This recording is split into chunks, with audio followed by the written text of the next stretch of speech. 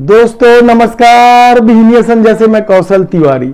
8 साल पहले की बात है, जब डॉलर के मुकाबले रुपये गिर जाता था, तब इस देश का देश गिर जाते थे।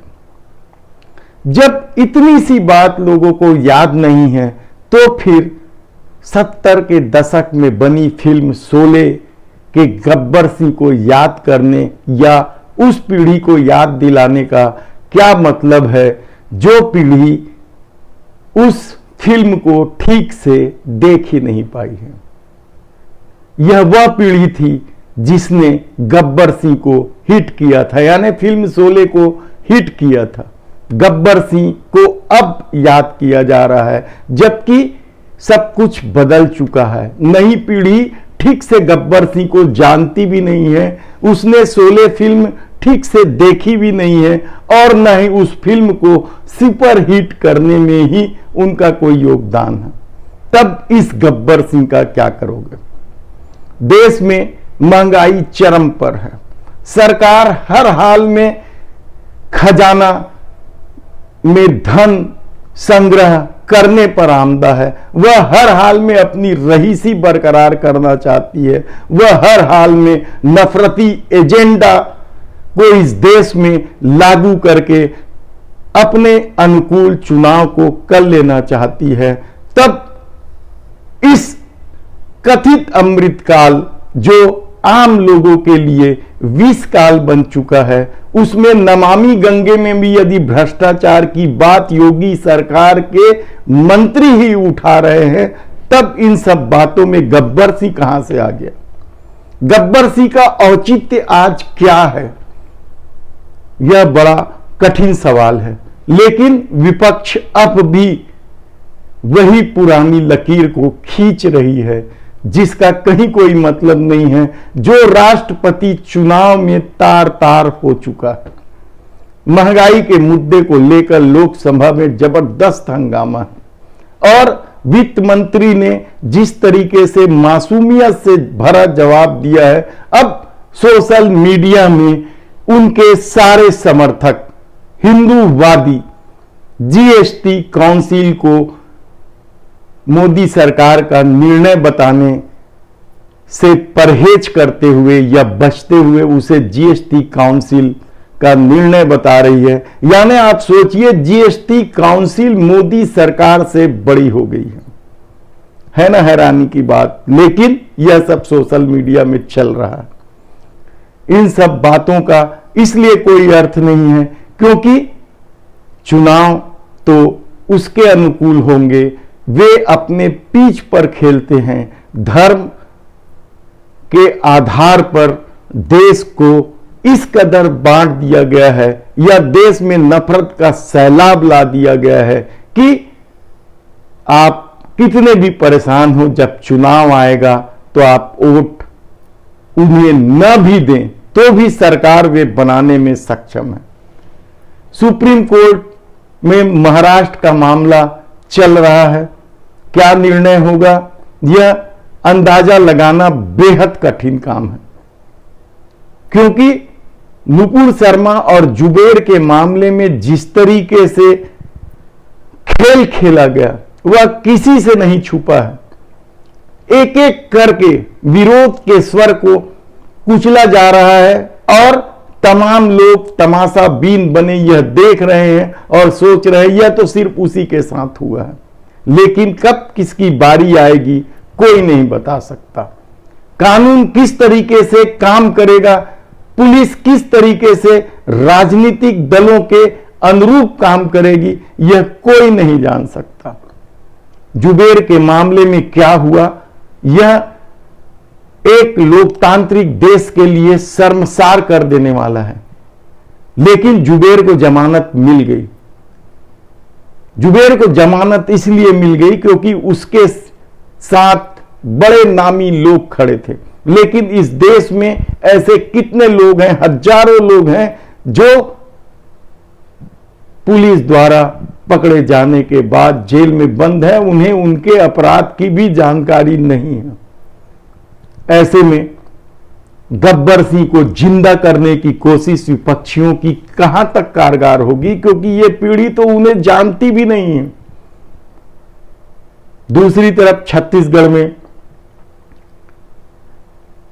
टीएस बाबा के इस्तीफे को लेकर और उनके द्वारा उठाए गए सवाल को लेकर विधानसभा में जबरदस्त हंगामा हुआ। सरकार क्या जवाब देगी यह तो आने वाले दिनों में पता चलेगा। सिंहदेव 3 दिन के अवकाश में चले गए हैं और इन सब के बीच भाजपा ने अविश्वास प्रस्ताव का नोटिस भी जारी कर दिया। यह संवैधानिक संकट का मामला बताया जा रहा है, लेकिन सत्ता बेपरवाह है और यह बेपरवाही कर्मचारियों के आंदोलन में भी दिखाई दे रही है। छत्तीसगढ़ अधिकारी कर्मचारी फेडरेशन संघ जिले जिले में जाकर बैठकें कर रहे हैं। वे 25 तारीख से आंदोलन करने वाले हैं, लेकिन इससे इतर प्रदेश के शिक्षकों ने अनिश्चितकालीन हड़ताल की घोषणा कर दी और वे भी लगातार उनकी बैठकों का दौर जारी है। वे चाहते हैं कि यह लड़ाई आर पार की लड़ाई हो, सरकार निर्णय ले ले। दूसरी तरफ अनियमित कर्मचारी, दैनिक वेतन भोगी कर्मचारी, संविदा में नियुक्त कर्मचारी अपनी नियुक्ति की मांग को लेकर भी बैठकों का दौर शुरू कर दिए। वे 1 तारीख से आंदोलन करने वाले हैं। उनका भी आंदोलन अनिश्चितकालीन है। अब तो वीडियो भी वायरल होने लगे हैं, बच्चों के सफाई करते हुए, शिक्षकों के सफाई करते हुए। स्कूलों में पढ़ाई व्यवस्था चरमरा गई है और स्कूली सफाई कर्मचारियों का हड़ताल 150 दिन से ज्यादा चलने लगा है। उनमें जबरदस्त जोश है।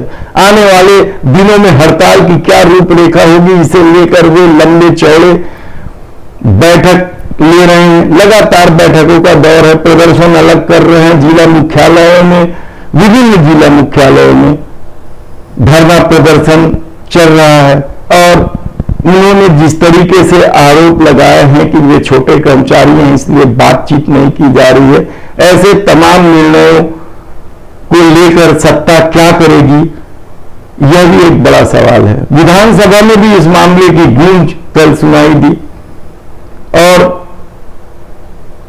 बताया गया कि कमेटी गठन कर दी गई है, कमेटी की बैठकें हो रही है और 29 जुलाई को एक बड़ी बैठक अनियमित कर्मचारियों के साथ है और क्या निर्णय होगा यह अभी तक कुछ पता नहीं चला। वहीं दूसरी तरफ छत्तीसगढ़ में मिस्टर मजनू के नाम से फिल्म रिलीज करने की घोषणा की गई है। सुंदरानी फिल्म के बैनर तले बनी यह फिल्म पारिवारिक फिल्म है बताई जा रही है। कहा जा रहा है कि अब तक छत्तीसगढ़ में जितनी भी फिल्में बनी हैं उन फिल्मों में यह सबसे ज्यादा बजट वाली फिल्म है और इनमें उम्मीद है कि यह फिल्म बेहद सफल होगी और आने वाले दिनों में छत्तीसगढ़ फिल्म इंडस्ट्री भी दूसरे प्रदेशों के फिल्म इंडस्ट्रीज की तरह लहलहाने लगेगी। इधर छत्तीसगढ़ में कृषि विभाग में भ्रष्टाचार का खेल चरम पर पहुंच गया है और अब तो कृषि विभाग के सप्लायर कलेक्टरों को सेट करके डीएम फंड पे से भी किसानों को ठगने का काम कर रहे हैं।